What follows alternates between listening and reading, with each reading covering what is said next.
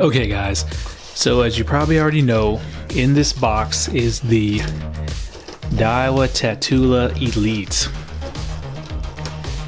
And to be honest, this is the first Daiwa reel in a long time that I've actually been excited and looking forward to trying out. Now, when the first news of this reel came out, I was very intrigued, and I definitely planned on getting one once I found out what this was made for.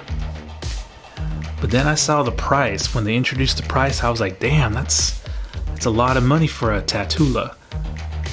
But I took advantage of the recent Labor Day sale and got this reel for, I think, right around $205. So I was waiting for the price to drop on eBay and Amazon to under 200, but they were holding fast at about 215. But when I calculated the 15% off at Tackle Warehouse, I decided to go ahead and pull the trigger. Alright, so here's the Tatula Elite. Alright, so per usual, you don't get much other than the schematics and the reel in plastic, but that's okay. I'm used to that now from Daiwa. Okay, so taking a look at this, it actually looks smaller than the regular Tatula 100, even though they are based on the same frame and side plates. That's kind of odd. Let you guys take a good look at this thing. Now this is just the regular Elite, not the pitch flip model. It's very stealthy and reserved.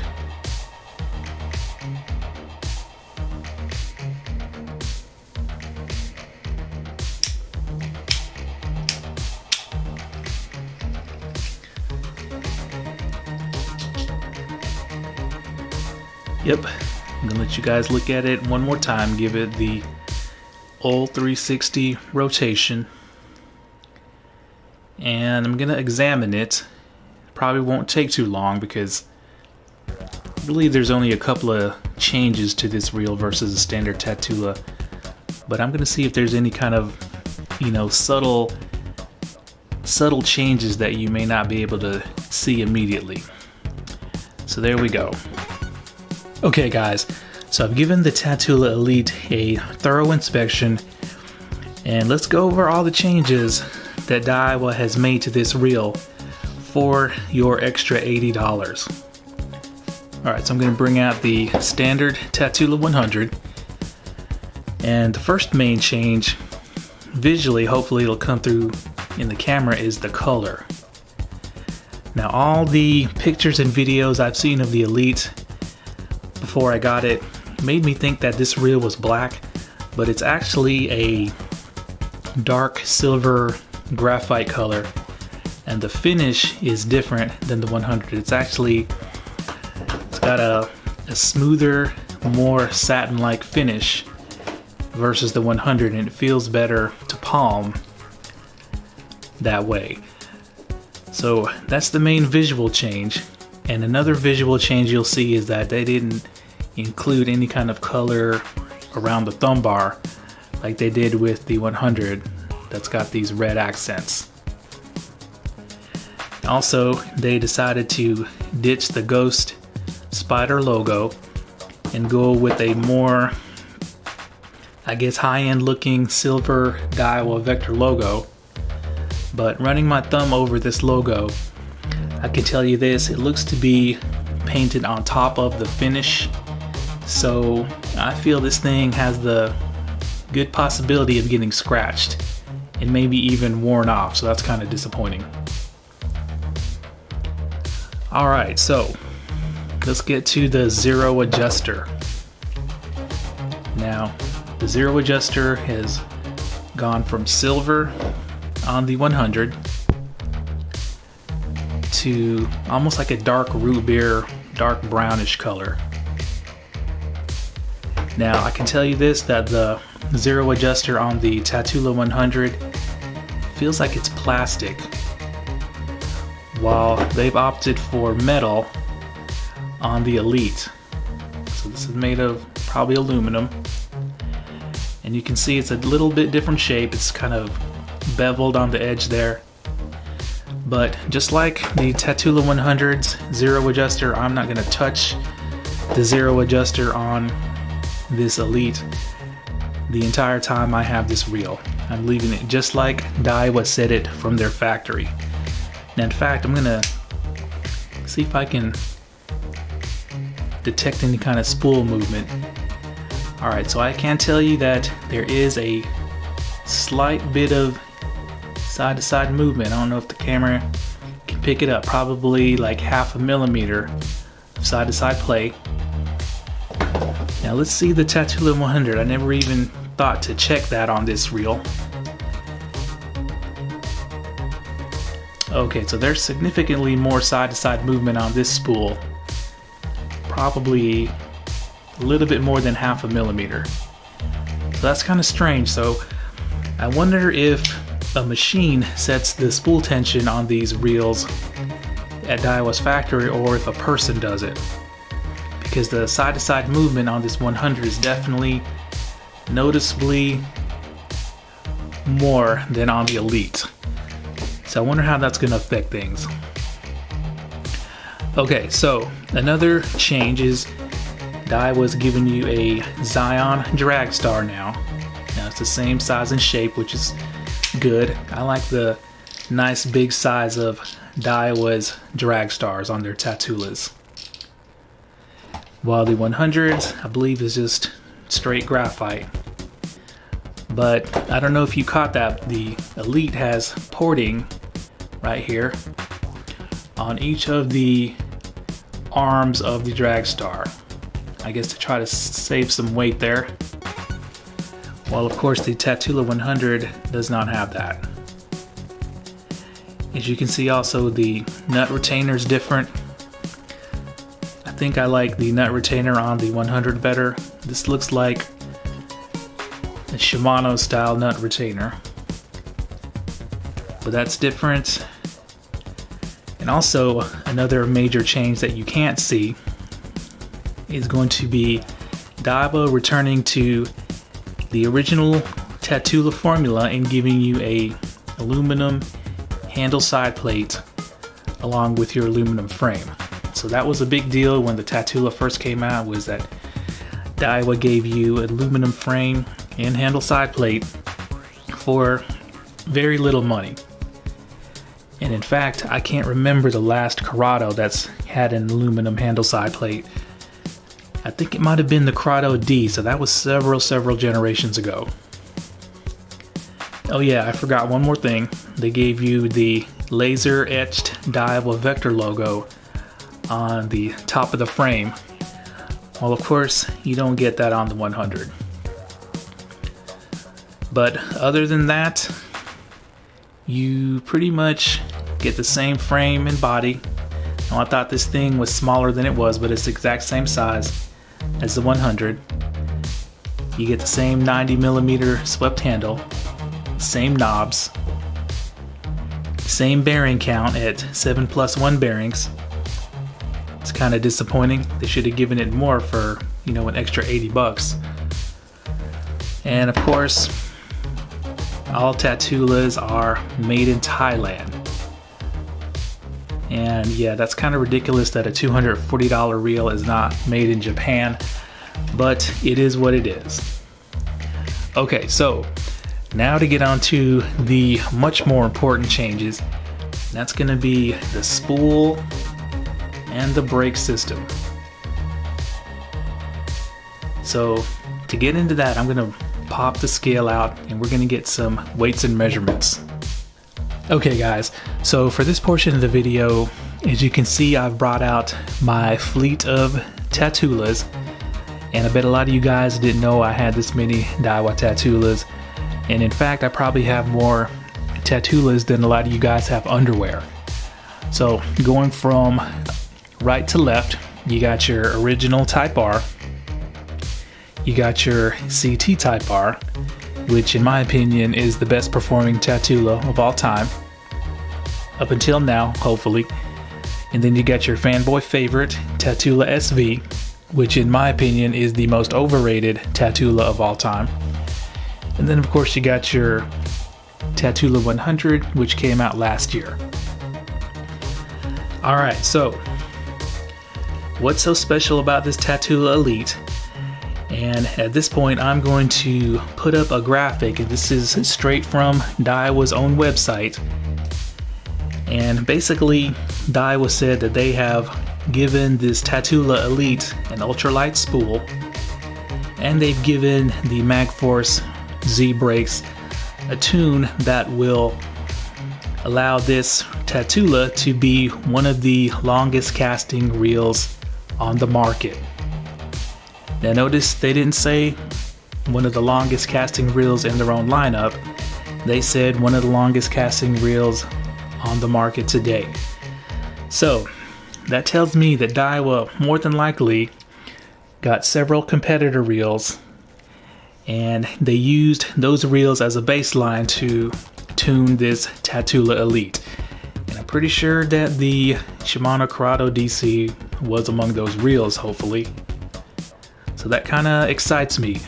Now, they didn't go as far as to say that the Tatula Elite is going to be the longest casting reel in the world, like a certain orange piece of shit reel that came out about a year ago. But hopefully this reel will live up to the hype. Okay, so first thing we're going to do is we're going to weigh all these reels to see if we can see any kind of evolution in weight loss. Okay, so hopefully you guys can see that down there. Maybe I'll adjust my camera. There we go. Okay, so the original Type R weighs in at, I can't remember the weight, 7.7 ounces. So not too bad, but kind of heavy by today's standards. And then the CT Type R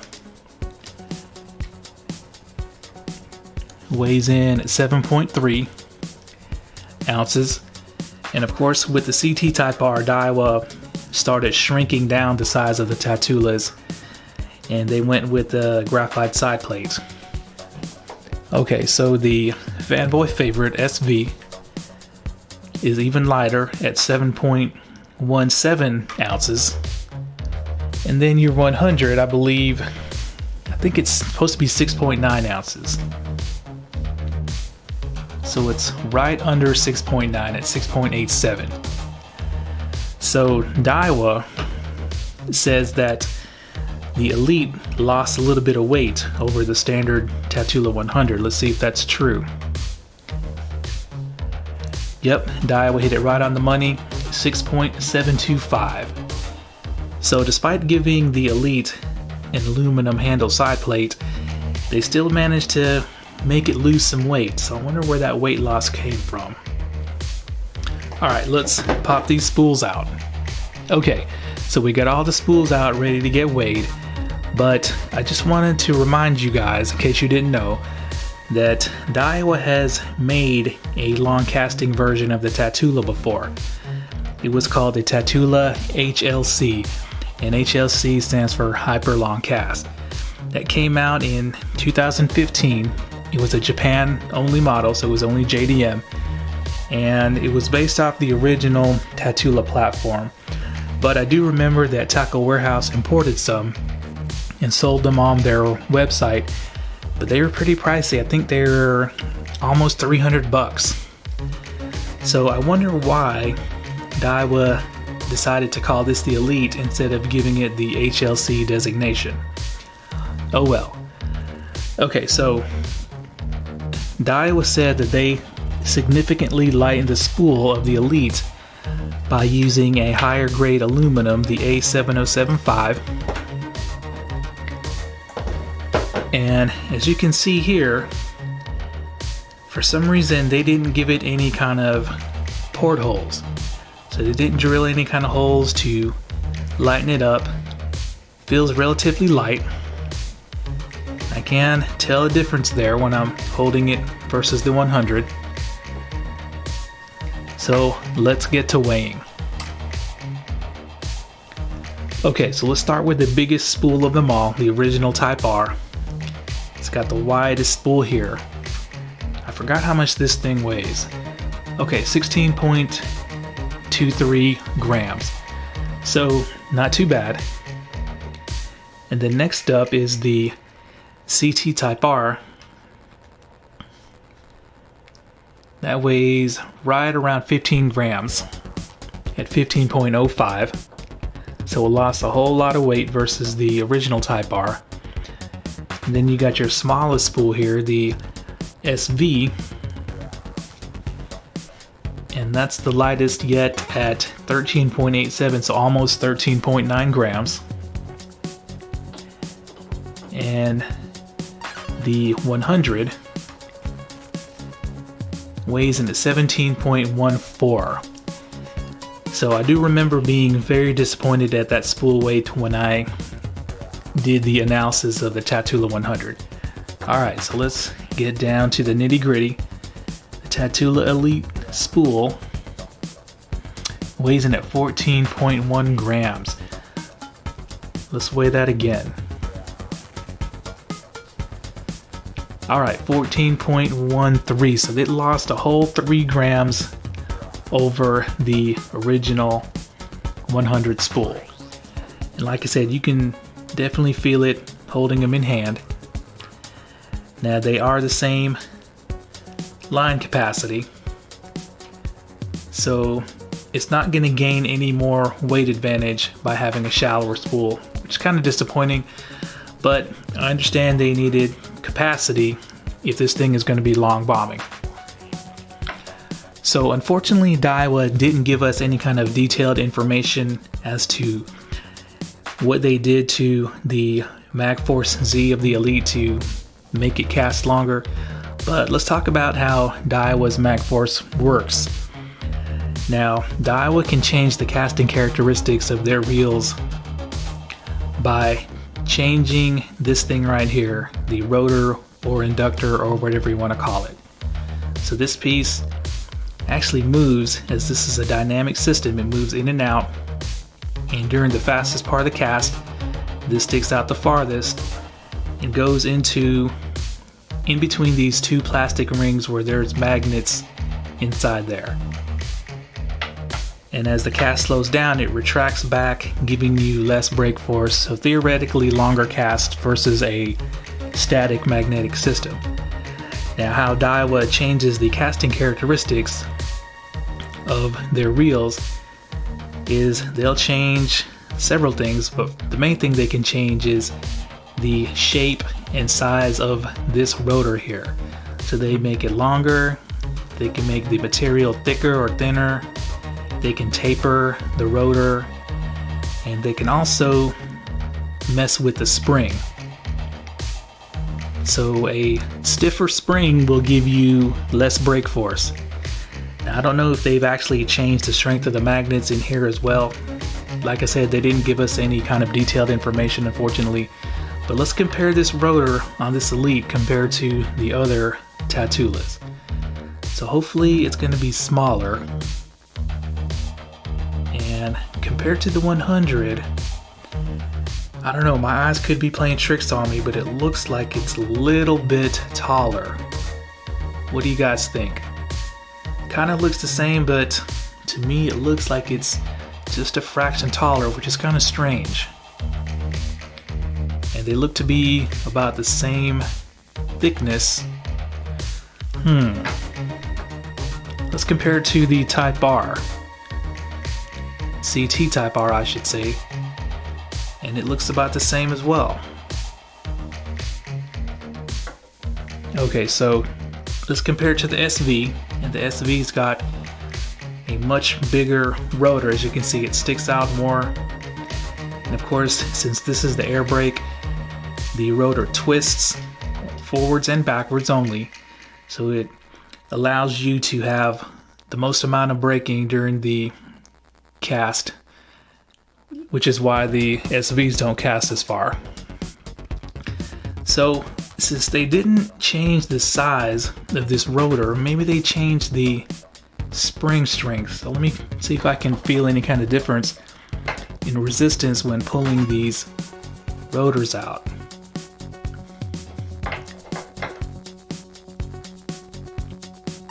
Okay, so I do feel there is more resistance pulling out the rotor on the Elite versus the 100. It does take more effort to pull this out. And maybe the 100 sticks out more. Maybe we can see if there's a difference.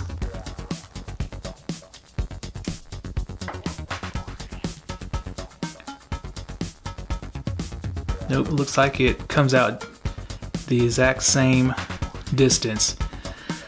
So I guess that's going to be enough, according to Daiwa, is to lighten the spool significantly by 3 grams and just give it a stronger inductor spring. So hopefully that's going to work. I'm starting to get buyer's remorse here. But anyway, there's only one way to find out if the Elite is going to cast better, and that is to take it out on the water, of course. So before I put all the spools back in and all the side plates back on, I just want to show you guys something. For all you guys that have a CT Type R, a regular Tatula CT, and maybe even a Fuego, as well as the Tatula 100, not surprisingly, you can stick the Elite spool into these reels and they seem like they're a perfect fit. Now let's see if I can put the side plate on. Yep, looks like perfect fit right there. And it also, of course, not surprisingly, works on the 100. Daiwa did not engineer any kind of differences in the spool, so it will not fit these models. Okay, so Elite spool in the standard 100, perfect fit, works fine. Now this will not fit in the original Tatulas because the frames are too wide, and it will not fit into the Tatula SV because the SV has been modified to use a 33mm spool while these others use 34mm.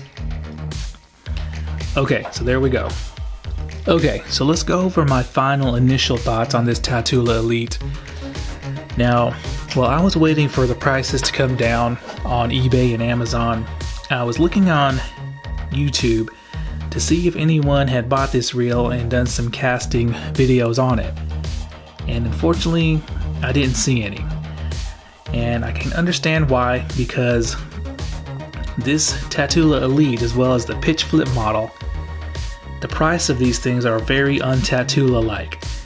Now, I know they've given you the aluminum handle side plate now, and they've given you the lighter spool, but you know, the price of this reel puts you in striking range of a lot of heavy hitters. You know, for an additional $40, you can get a CHRONARCH MGL. You can find Scorpion DCs on eBay all day long for about $250 or $260. So it kind of doesn't make sense. So I'm hoping this thing will perform just like Daiwa promised, because in all actuality, that's the only reason why I bought this reel, was to try out a Daiwa that was tuned for long casting. Now, in case you didn't know, my previous experience with Daiwas was I had an original Zillion and I had the original T3. So hopefully this will live up to Daiwa's promises, but let's talk about some things that I think they should have given us for our money. Now, I think they should have made it look a little bit more special. Now, the painted finish does look better than the standard 100, but you know, give us a better looking nut retainer. You know, maybe give us the chrome end caps right here. That would have made it look higher end. Maybe they could have giving us a flash here, maybe a red colored zero adjuster knob. And also, Daiwa has had their Hyper Mesh micro gears out for at least a year now. You know, they could have put a set in here. That kind of doesn't make sense. I mean, even the base CURADO K at $180 has micro gears, so that's kind of disappointing. But like I said, you know, I bought this thing just for its casting capabilities. So of course, what we're going to do next is we're going to take this out on the water and also take its older brother, the 100, and see if we can see any kind of distance in casting. So be out on the lookout for that. Alright guys, thanks a lot.